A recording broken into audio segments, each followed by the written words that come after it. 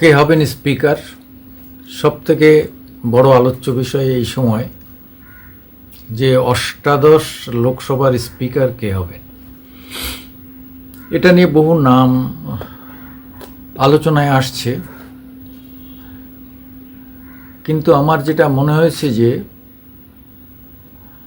বর্তমান বলতে সপ্তদশ লোকসভাতে যিনি ছিলেন ওম বিড়লা,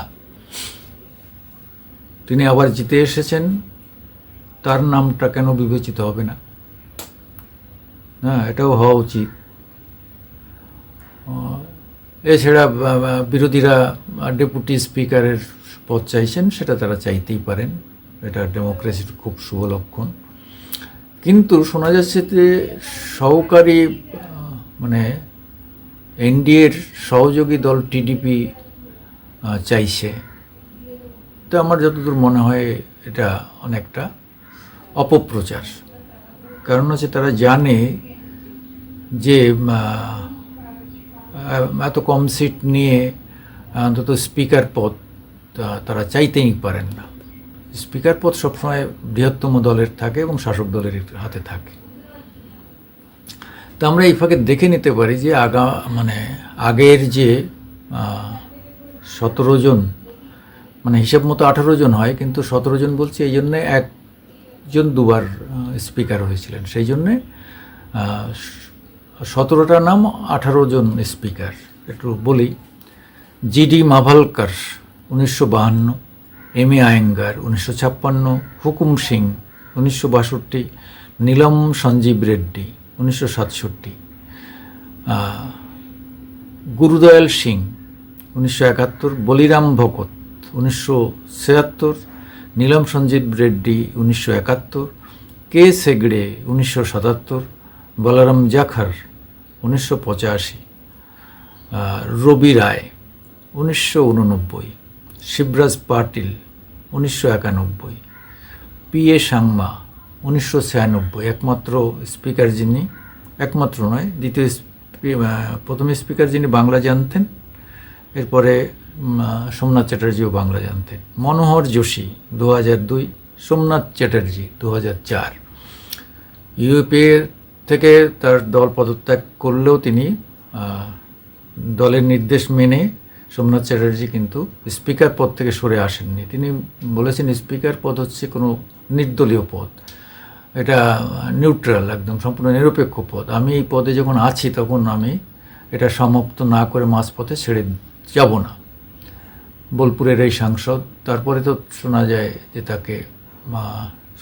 তারপরে তাকে দল থেকে বহিষ্কার করা হয়। এটা নিয়ে দলের মধ্যেও ভয়ঙ্কর দ্বৈত মত ছিল, তবুও শেষ পর্যন্ত বিমান বসুরা তাকে দল থেকে বের করে দেন। এরপরে হচ্ছে 15তম মীরা কুমার, সুমিত্রা মহাজন, খুব মিষ্টভাষী ছিলেন সুমিত্রা মহাজন, এবং ওম বিড়লা 17তম। ওম বিড়লা আবার কেন অষ্টাদশ স্পিকার হবেন না? তার হওয়ার ক্ষেত্রে কি বাধা জানা নেই, তবে সবটাই ঠিক করবেন মাননীয় প্রধানমন্ত্রী। তিনি ঠিক করবেন যে তার লোকসভার স্পিকার কে হবেন। ওম বিড়লা তার পছন্দ কিনা জানি না, তবে ওম বিড়লা যথেষ্ট ভালোভাবে চালিয়েছেন, আমরা যা দেখেছি তাতে মনে হয় না যে ওম বিড়লাকে বাদ দেওয়া উচিত হবে। তবে মোদি সাহেব, আমাদের প্রধানমন্ত্রী মোদিজি ঠিক করবেন যে লোকসভায় কে তাদের স্পিকার হবেন। সম্ভবত 26 তারিখে স্পিকার হবে, প্রোটেম স্পিকার একজন হবেন, কি রাজু নাকার নাম শোনা যাচ্ছে, যে সবথেকে বেশিবার এবং বয়স্ক যিনি, তিনি প্রোটেম স্পিকার হন। অর্থাৎ তিনি প্রথমে শপথ বাক্য পাঠ করানো শুরু করবেন, তারপরে স্পিকার হয়ে গেলে স্পিকার বাকিদের করাবেন, শপথ বাক্য পাঠ করাবেন। ফলে প্রোটেম স্পিকার কে হবেন এই মুহূর্তে বোঝা যাচ্ছে না। প্রোটেম স্পিকার কেউ একজন হবেন। যাই হোক, স্পিকার পদটা অত্যন্ত গুরুত্বপূর্ণ। ফলে কে স্পিকার হবেন সেটা নিয়ে এখনই আর শেষ কথা বলা যাচ্ছে না, তবে অনেকেরই নাম আসছে, সাউথ থেকে নাম আসছে। দেখা যাক কি হয়।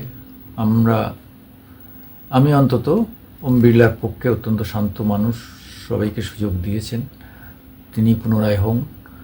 আমি মামাটি মানুষ ইউটিউব থেকে সুকুমার দেবনাথ আপনাদের সামনে মাঝে মাঝে আসে। আমাদের একটু শেয়ার করবেন, লাইকস দেবেন এবং সাবস্ক্রাইব করবেন। নমস্কার।